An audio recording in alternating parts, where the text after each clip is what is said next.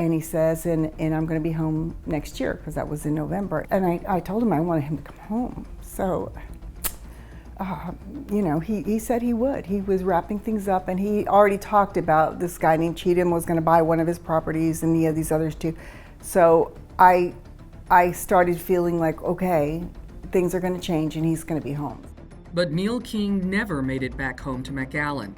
He vanished on a cold March morning in 2013 in California, where he said he was on his way to a business meeting with Donald Cheatham Jr.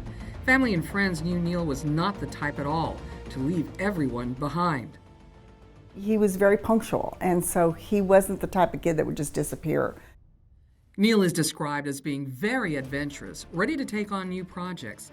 One day, he decided to move to Butte County, California, and venture into a new and fast-growing business, the legal marijuana industry.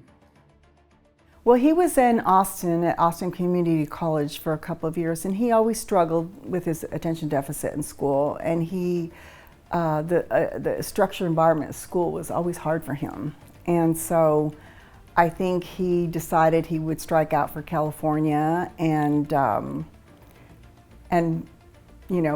they were legally growing pot out there, and he decided he wanted to go out and do that. And he was 21, so I could just hope that he would come back soon.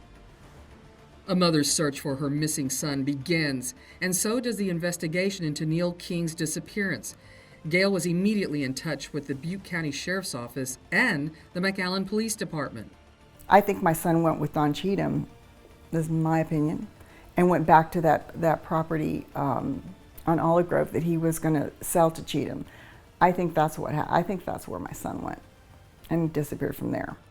As the investigation continues, the Butte County Sheriff's Office authorities believe this missing case is more sinister. Find out what the detectives are saying about this case and who was a person of interest. Watch our new 30-minute series titled 956 Vanished on Saturday at 11:30 a.m. right here on NBC 23.